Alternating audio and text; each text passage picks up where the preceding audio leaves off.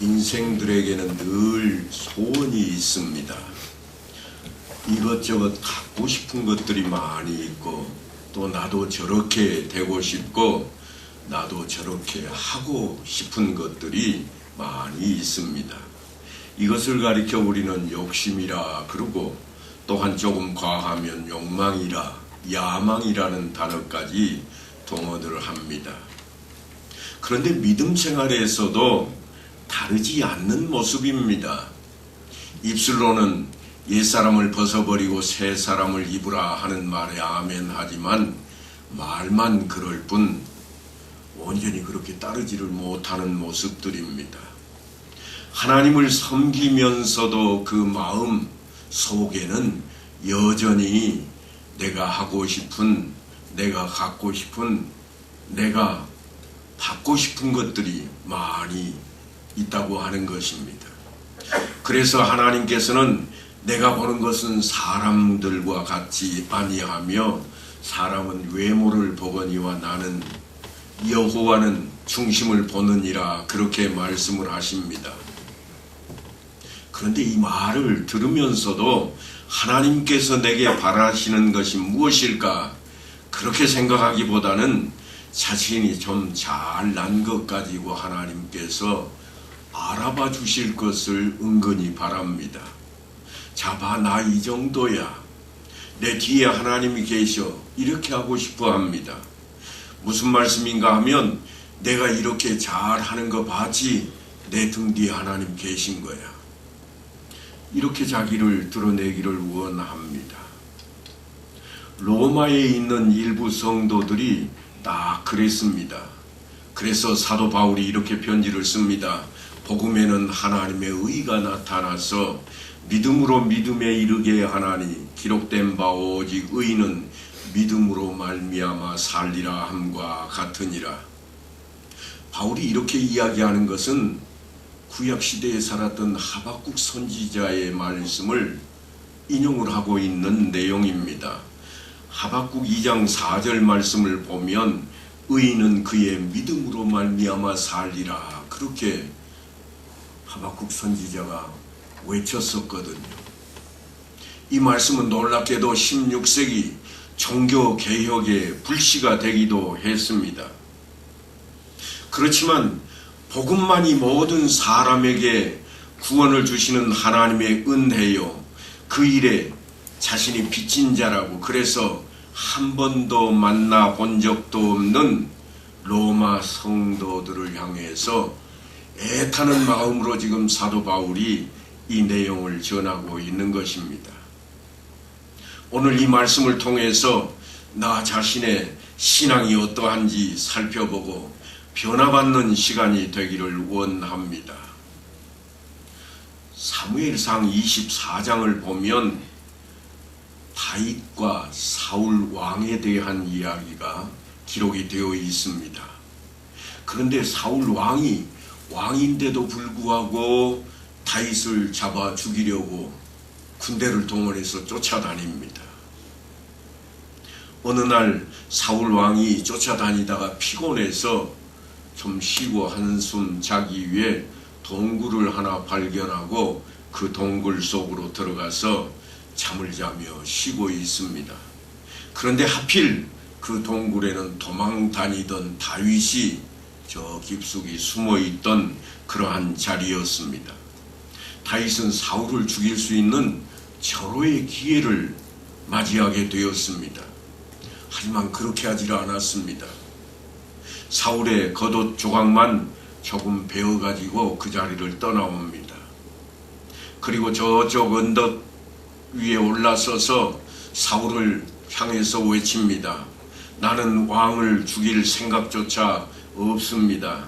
나는 무죄합니다. 내가 왕을 죽이려고 했다면 진즉 왕을 죽였을 겁니다. 여기 보세요. 왕의 옷자락입니다. 겉옷 조각을 펄럭거렸습니다. 자기를 죽으려고, 자기를 없애려고 쫓아다니는 사울 왕을 향해서 하나님께서 이스라엘의 왕으로 왕자에 세우신 그 사울 왕을 향해서 다윗은 하나님 뜻을 늘 구하고 있습니다. 사울 왕은 다윗을 어찌해서든지 죽이고자 하지만 다윗은 오히려 그 자리를 늘 피합니다. 사울이 죽는 장면까지도 다윗의 공격에 의해서 사울이 죽지를 않습니다. 다윗은 한 번도 사울 왕과 권자를 놓고 다투지를 않았습니다. 자기를 공격하는데도 보복하지도 않았습니다. 그래서 성경에는 다윗이 늘 주어진 형편에 도망 다니는 모습만 그려놓고 있고, 사울 왕은 오히려 모든 힘을 동원해서 왕권으로 나라를 다스리고 있는 것이 아니라 개인적인 자리를 지키는 것과 이해관계에 얽매여 있는 모습입니다. 그는 힘으로 왕이 되고 싶어 했고 실력으로 최고가 되고 싶어 했습니다.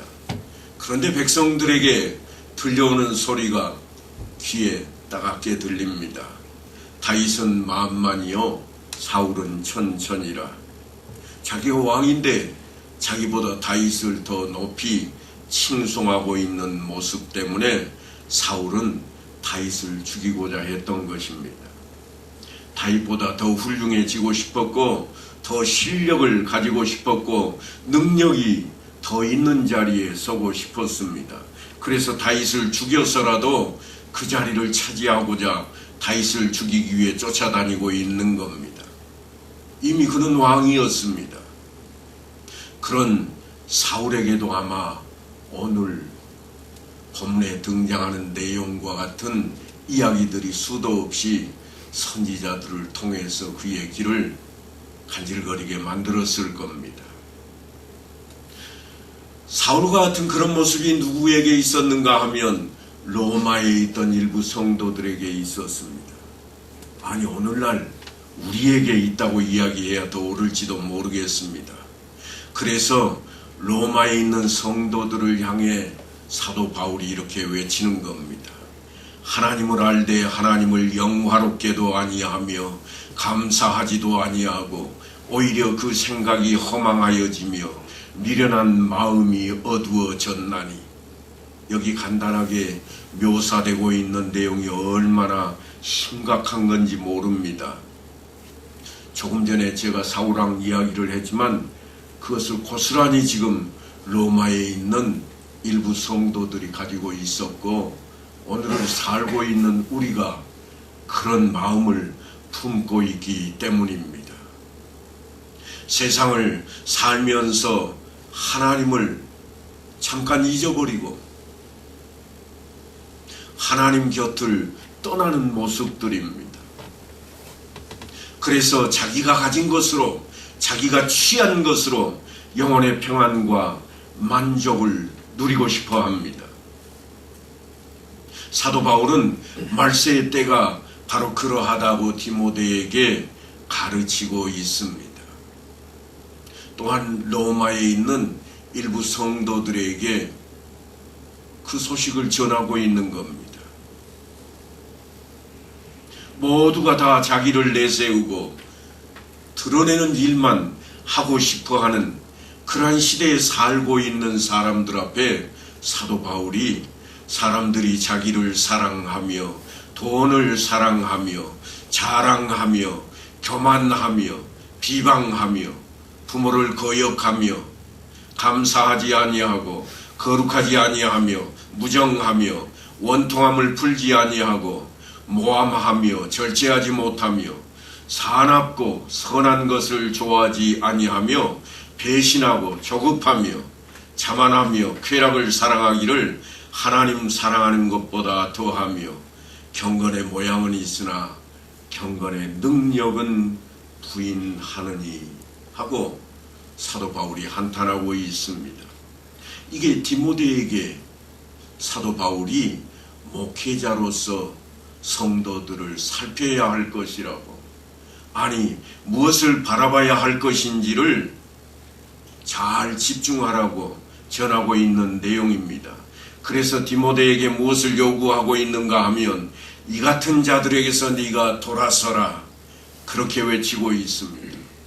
세상은 비정하고 이해관계와 효율성이 아니면 아무것도 가치를 인정하지 않으려고 합니다.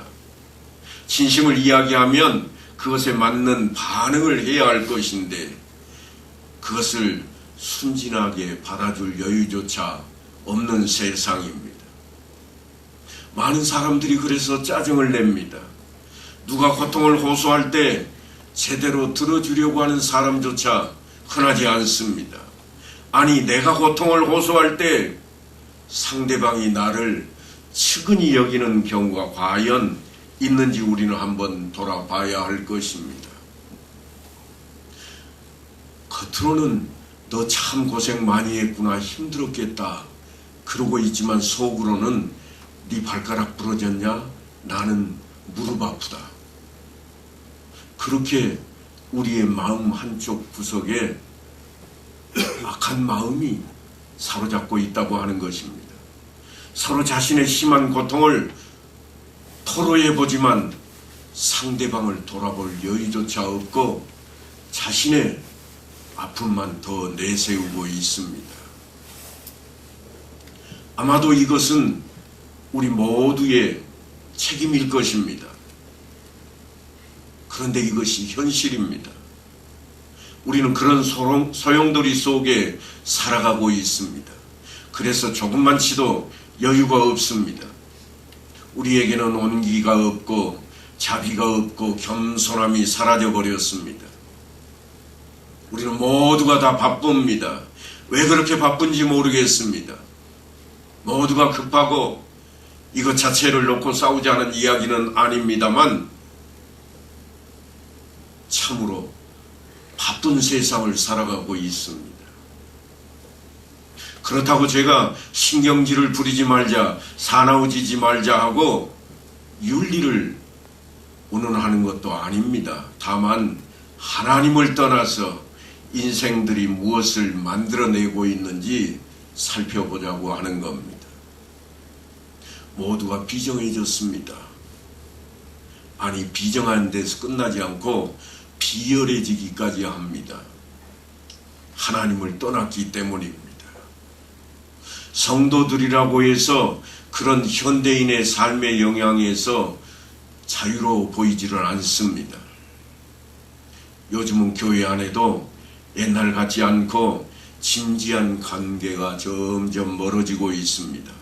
익명성을 요구합니다. 간섭하지 말자는 겁니다. 우리야 시골에 있으니까 조금 낫겠습니다만 도회지에는 신방을 하는 것이 신뢰라고 이야기할 정도가 되어버렸습니다. 그래서 신방하지 말아주세요. 목사님들 편해졌겠다 싶겠지만 기도할 제목만 훨씬 많아졌습니다. 문제가 있는데도 찾아오지 말랍니다. 드러내기를 싫어합니다. 자신의 실력을 드러내고 싶고 자신의 위치를 드러내고 싶지 자기의 못난 부분, 없는 부분, 부족한 부분을 드러내놓고 기도하는 일조차 하기 싫어졌습니다. 그리고 세상 사는데 점점 바빠져 버렸습니다. 그래서 아는 척하지 말고 간섭하지 말자고 그럽니다. 그러니까 교제가 사라져버린 겁니다. 아무리 같은 신앙과 고귀하고 복된 소망 속에 살고 있다고 할지라도 한 교회 다니면서 속을 다 터놓고 이야기하는 사람들이 점점 줄어들고 있다고 하는 것입니다. 이것이 사울 왕으로 대표되는 인생의 모습이 전형화된 그러한 하나님을 떠난 자의 비극이 낳는 결과들입니다. 그래서 성경이 우리에게 하나님만 의지하게 하심에 대해서 말씀하는데 그걸 우리가 뭐라고 그러는가 하면 믿음이라 그럽니다. 오직 믿음.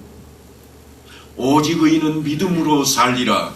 이것이 바로 하나님만 의지하는 모습을 요구하는 말씀입니다. 그런데 문제가 생겼습니다. 사도 바울이 뭐라고 외치는가 하면 의인은 없나니 하나도 없도다 그럽니다.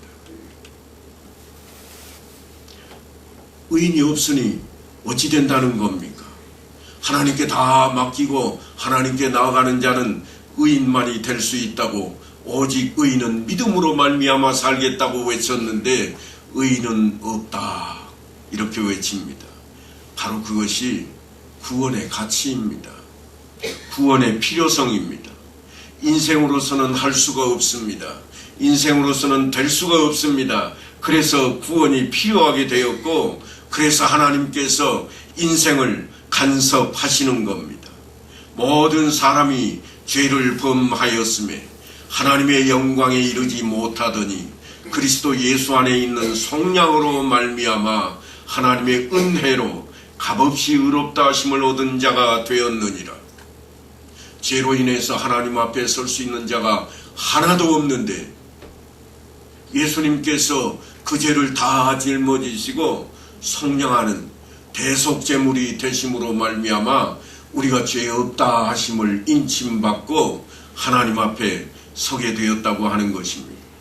모든 사람이 죄로 인해서 하나님의 영광 앞에 설 수 없었습니다. 생명도 진리도 영광도 복된 소망도 가질 수 없었습니다.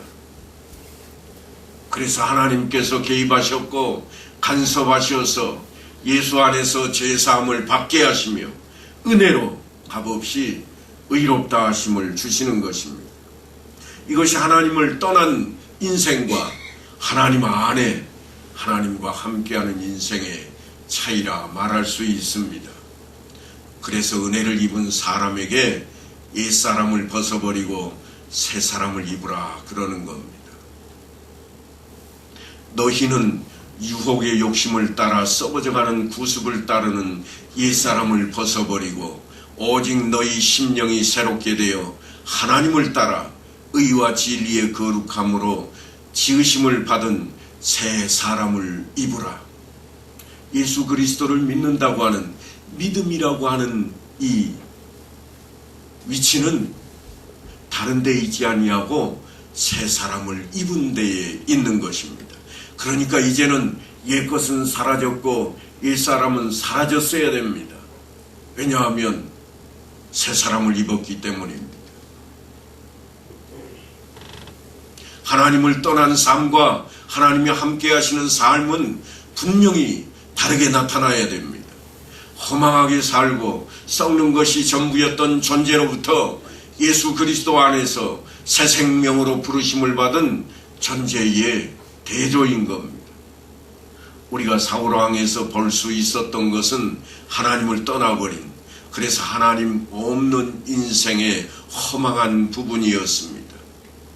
그는 아무리 많은 것을 가지고 있어도 결국은 썩는 것으로, 부패하는 것으로, 멸망하는 것으로 끝나버리고 맙니다.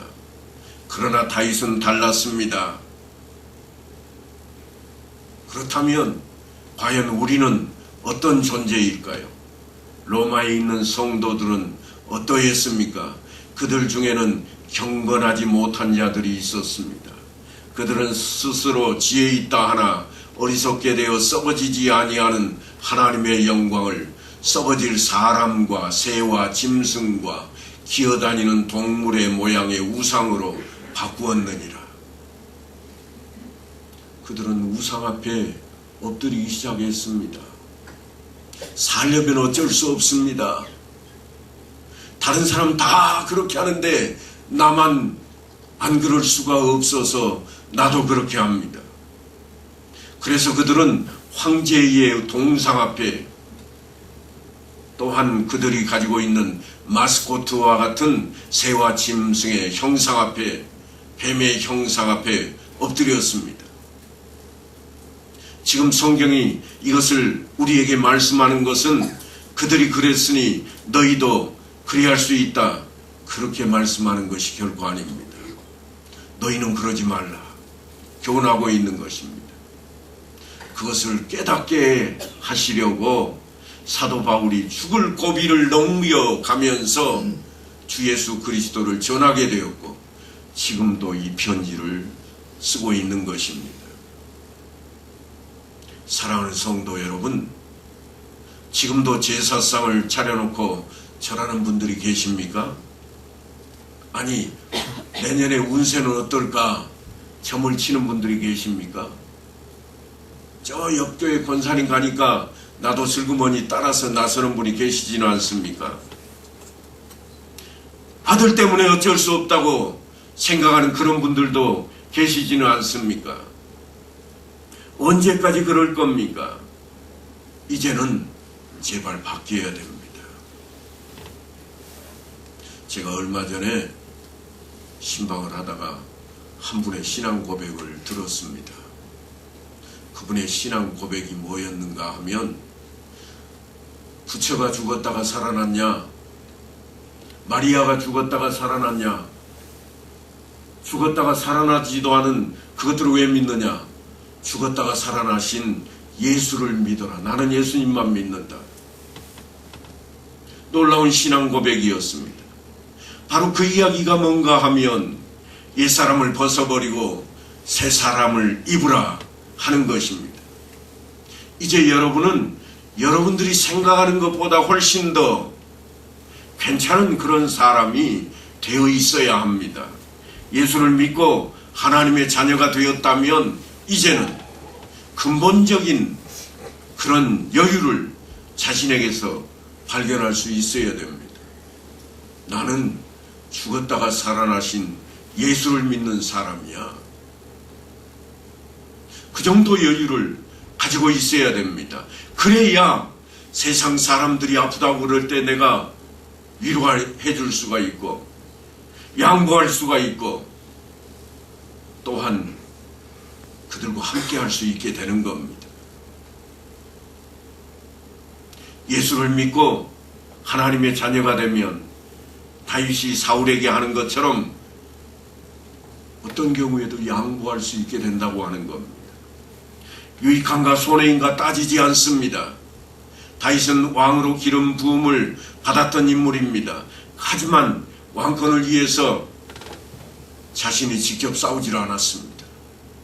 자신이 사울에게 보복도 하지 않았습니다. 왜냐하면 하나님께서 자기 편에 서 계시기 때문입니다. 하나님을 소유한 것, 아니 조금 틀린 표현이겠죠. 하나님께서 함께 하시는 것, 그것이 다 가진 것이라. 왕권을 가지거나 더 많은 지식을 가져야 하나님이 나한테 오시는 것이 아니라 내 안에 들어오는 그 하나님 때문에 나는 모든 것을 다 가진 자라. 그 자리에 있어야 된다고 하는 것입니다. 왕이 되느냐 안 되느냐, 그것은 추후의 문제입니다. 능력이 먼저가 아니라 믿음이 먼저입니다. 실력이 먼저가 아니라 믿음이 먼저요. 힘이 먼저가 아니라 능력이 먼저라고 하는 것입니다. 사실은 그 자리에 신자만이 설 수 있는 자리입니다. 질 수도 있고 양보할 수도 있고 빼앗길 수도 있습니다. 그러나 하나님이 나와 함께 하시니 형통한 자라. 하나님께 속한 것은 아무도 빼앗아갈 수 없는 것입니다. 그게 뭔가 내 영혼이 사는 겁니다. 영생을 누가 빼앗아갈 수 없습니다. 하나님의 자녀됨을 누가 빼앗아갈 수가 없습니다. 나는 다시 살아나신 예수를 믿노라. 이 신앙 고백이 우리 모두에게 다 가득 채워져야 됩니다. 예수 그리스도께서 우리를 위해 죽으심으로 아버지께서 우리에 대한 자기의 사랑을 확증하신 바로 놀라운 그 자리입니다. 주님의 사랑입니다. 사랑한다는 것은 놀랍습니다. 어떤 자격을 따지지 않습니다. 조건을 묻지도 않습니다. 흔히 우리가 그리스도와 우리의 관계를 혼인 관계로 이야기하는데요. 혼인을 할라 치면 사람들이 뭘 따지는가 하면 중매하면 그렇더라고요.